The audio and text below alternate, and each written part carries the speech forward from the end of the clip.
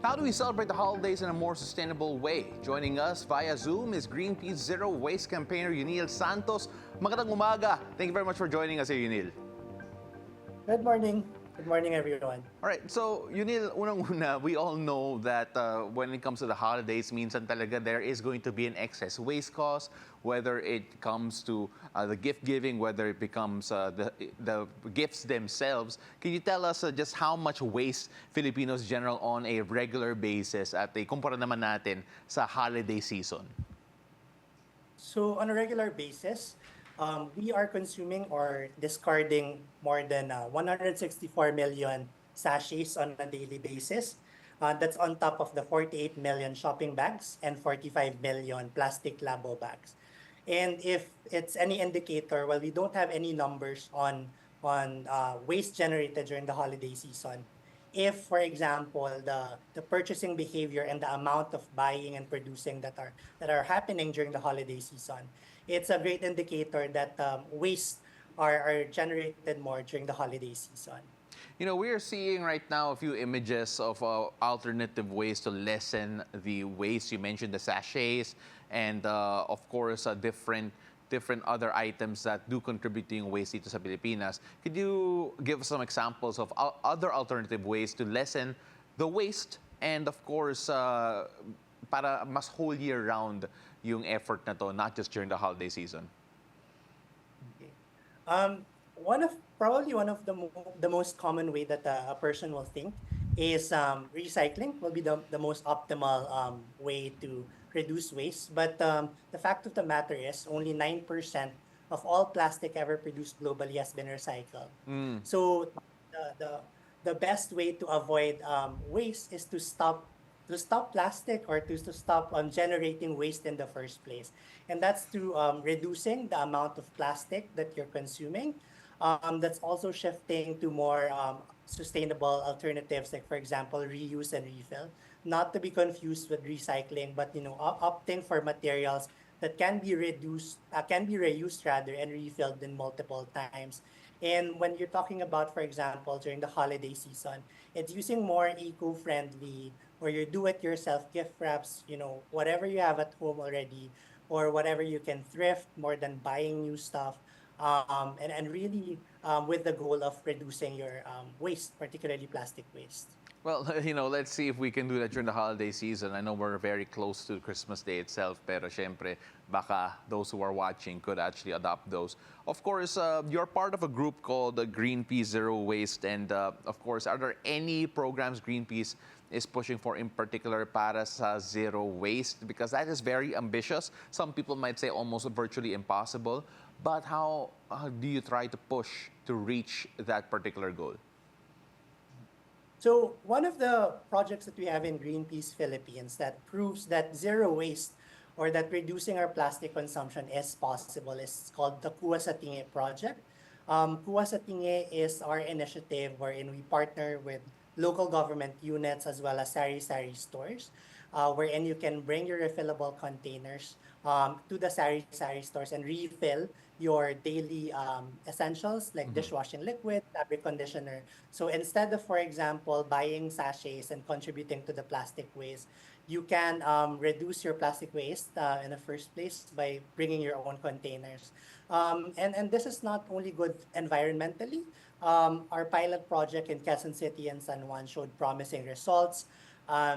It was able to help the sari-sari store owners increase its profit. At the same time, consumers also got to save with around 201% consumer savings reported during the pilot project. And that's also to say that with community initiatives like Kuha sa Tingi, we need also policy changes and systemic changes within the government as well. So that's why we're also advocating to strengthen the existing laws that we have, particularly, for example, the Ecological Solid Waste Management Act, which should include sachets and other commonly used single-use plastics as one of its non-environmentally acceptable products, as well as, for example, our Extended Producers Responsibility Act.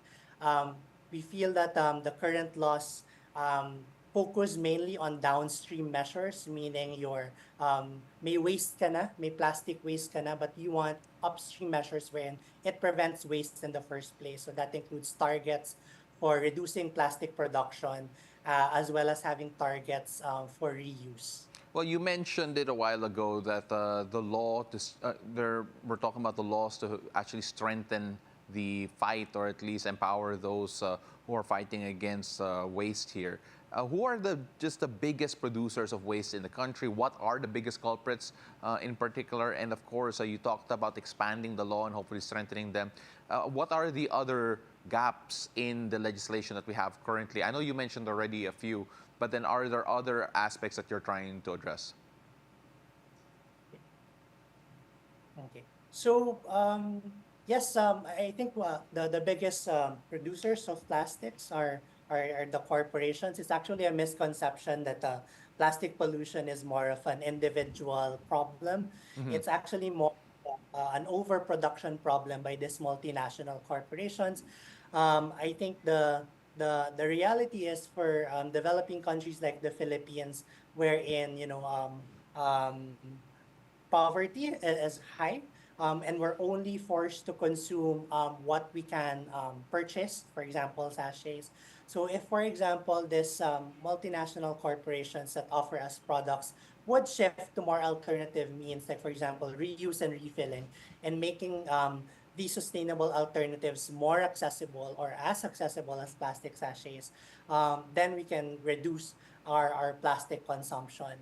And in terms of the policy changes, aside from the Ecological Solid Waste Management Act and the Extended Producers Responsibility Act, which supposedly holds these corporations and producers of plastics accountable, we really need to strengthen these laws to ensure that they are not only taking care, supposedly, of the waste that they're generating, but the products, the plastic products that they're producing in the first place.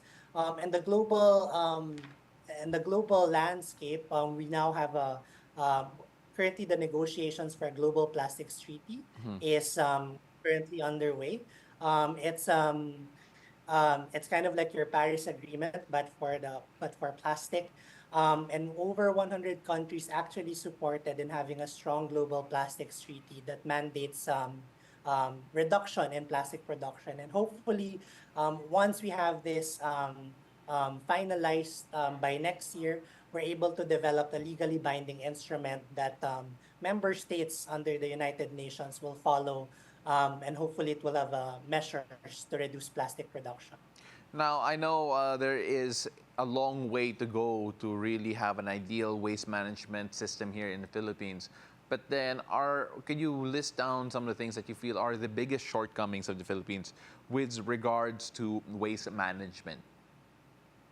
So the burden of waste management actually falls right now on the local government units as well as individuals to kind of like fix the mess that we didn't create in the first place. As I've mentioned, this was because of the overproduction and unchecked and unregulated plastic production of the biggest corporations in the world and in the Philippines. So, in order to really address the waste management issues, we need to mandate stronger accountability measures Mm-hmm. for corporations to reduce plastic production at source and eventually transition to a slow circular economy. I believe we have pending bills in the Congress right now, which seeks to have this to transition to a slow circular economy and replace your single-use and disposable packaging. And aside from policy enhancements from the laws that I mentioned, we also would want to have stronger community involvement by supporting local government initiatives and empowering communities, for example, with trainings on proper waste management and segregation, and really educating them about the more sustainable alternatives than single-use plastics. Well, thank you very much for your time. There's a lot to work on with regard to waste management here in the Philippines. So we really appreciate the insights. He works for Greenpeace Philippines. He's a zero waste campaigner. Eunille Santos, maraming salamat. Thank you very much for joining us. Thank you.